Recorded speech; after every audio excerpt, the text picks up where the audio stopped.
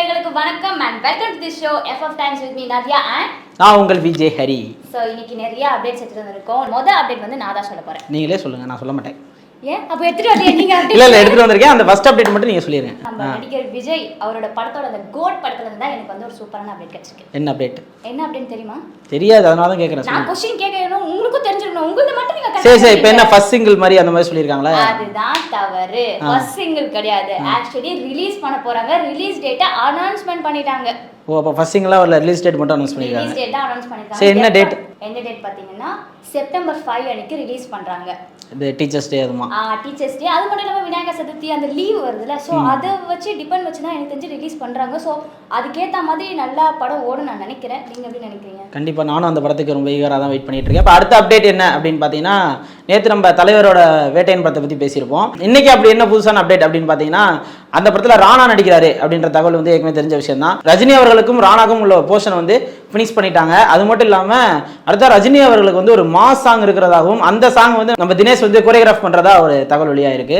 உங்க அப்டேட் முடிஞ்சிருச்சு. அடுத்து நான் என்ன தெரியுமா எடுத்து வந்திருக்கேன். நம்ம இப்போ வந்து ஃபர்ஸ்ட் 2 அப்டேட் வந்து கோலிவுட்ல சொல்லிட்டோம். அடுத்தது என்ன பாலிவுட். இதுல என்ன சுவாரஸ்யம் அப்படின்னா, நம்ம ஏஆர் முருகதாஸ் இருக்கார்ல, ஒரு பாலிவுட்ல சல்மான் கான் தெரியுமா?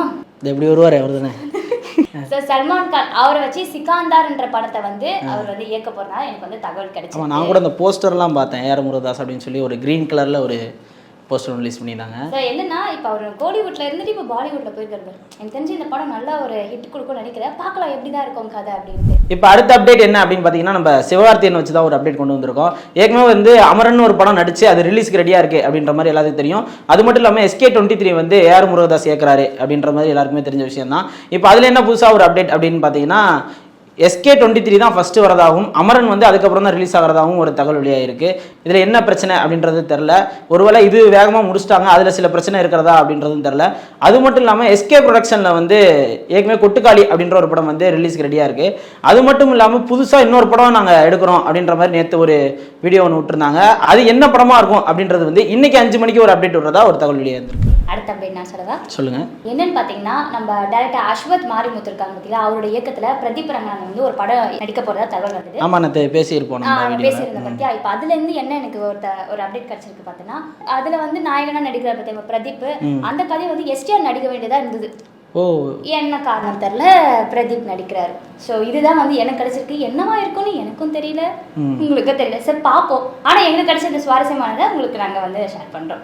ஓகே, இப்போ அடுத்த அப்டேட் என்ன அப்படின்னு பார்த்தீங்கன்னா, நம்ம பிரபாஸ் பற்றி தான். ஏற்கனவே பிரபாஸ்க்கு வந்து கல்கி 2898 AD அப்படின்ற ஒரு படம் வந்து ரிலீஸ்க்கு ரெடியாக இருக்குன்றது தெரியும். அதில் என்ன புதுசாக ஒரு அப்டேட் அப்படின்னு பார்த்தீங்கன்னா, அந்த ரிலீஸ் டேட் வந்து தள்ளி போகிறதாகவும் அந்த டேட்டை வந்து வர 17ஆம் தேதி வந்து அந்த டேட்டை சொல்கிறதாகவும் ஒரு தகவல் வெளி வந்துருக்கு. அடுத்த அப்டேட் என்னன்னு பார்த்தீங்கன்னா, தங்கலான் ராயன் இந்தியன் 2 இந்த 3 படம் வந்து ஜூன் மாதம் வந்து ரிலீஸ் ஆக போகுதுன்னு எனக்கு ஒரு அப்டேட் கிடைச்சிருக்கு. ஆனா ஏன் ஜூன் மாதம் ரிலீஸ் ஆகுதுன்னா, இதுக்கு வந்து எலெக்ஷன் இப்போ வருது, அது ஒரு ரீசனே கிடையாது. அது கிடையாதா? கண்டிப்பா அது கிடையவே கிடையாது. என்ன ரீசன் பார்த்தீங்கன்னா, OTT நிறுவனம், அதாவது OTT தளம் இருக்கு பார்த்தீங்களா, அது வந்து அந்த படத்தை வாங்கத்துல ஏதோ ஒரு டிலே ஆகுறதுனால அந்த படத்தை வந்து ஜூன் மாதத்துல வந்து ரிலீஸ் பண்ணலாம் அப்படின்னு சொல்லியிருக்காங்க. இப்போ அடுத்த அப்டேட் என்ன அப்படின்னு பார்த்தீங்கன்னா, சப்தம் அப்படின்ற ஒரு படம் வந்து நம்ம அறிவழகன் டைரக்ஷன்ல ரெடி ஆகிட்டு இருக்கிறது நம்ம எல்லாத்துக்குமே தெரியும். அதில் யார் நடிக்கிறாங்க அப்படின்னு பார்த்தீங்கன்னா, ஆதி, அப்புறம் லைலா மேடம், சிம்ரன் இவங்கெல்லாம் நடிக்கிறாங்க அப்படின்ற மாதிரி. ஆமாம், உங்களுக்கு ரொம்ப பிடிக்குமா? எனக்கும் ஒரு டைமில் பிடிக்கும். சரி ஓகே, இப்போ அவங்கெல்லாம் சேர்ந்து சப்தம் அப்படின்ற ஒரு படம் வந்து எடுக்கிறதா தகவல் வெளியாயிருக்கு. அந்த படத்தோட டீசர் வந்து நாளைக்கு ரிலீஸ் ஆக போகுது அப்படின்ற மாதிரி ஒரு புதிய தகவல் வெளியாயிருக்கு. நான் என்ன அப்டேட் எடுத்துட்டு வந்திருக்கேன் பார்த்தீங்கன்னா, நம்ம ரீசெண்டாக ரிலீஸ் ஆச்சு பார்த்தீங்கன்னா பிரேமலு ஒரு ஸ்டோரி. ஸோ அந்த படத்தை வந்து OTT தளத்தில் வந்து ரிலீஸ் பண்ண போகிறாங்க. வந்துருச்சா? அது ஓகே, நானும் ரொம்ப வெயிட் பண்ணிட்டு இருந்தேன் அந்த படத்துக்கு பார்க்கணும் அப்படின்ட்டு. அது ஒரு லவ் ஸ்டோரி அப்படின்ற மாதிரி சொல்லியிருந்தாங்க. மலையாளத்துலேயும் கிட்டத்தட்ட அது 100 கோடிக்கு மேலே கலெக்ஷன் பண்ணியிருந்துச்சு. அதனால சரி பார்ப்போம், லவ் ஸ்டோரினா நமக்கு இந்த மாதிரி பிடிக்கும், சரி வெயிட் பண்ணி பார்ப்போம் அப்படின்ற மாதிரி இருந்துச்சு. சொல்லுங்கள், என்னைக்கு வருது இது? பார்த்தீங்கன்னா ஏப்ரல் 12 அன்னைக்கு வந்து ரிலீஸ் பண்ண போகிறாங்க. ஏப்ரல் 12 நாளைக்கு தானே? நாளைக்கு தெரியுதுப்பா. ஏப்ரல் 12 சொன்னா உங்களுக்கு தெரியும்ல, நாளைக்கு என்னன்னா சரி ஒன்றும் இல்லை. ஏப்ரல் 12னா நீங்கள் என்னைக்கோ நினச்சிக்காதீங்க, நாளைக்கு தான் ரிலீஸ் ஆகுது, வெயிட் பண்ணி பாருங்க.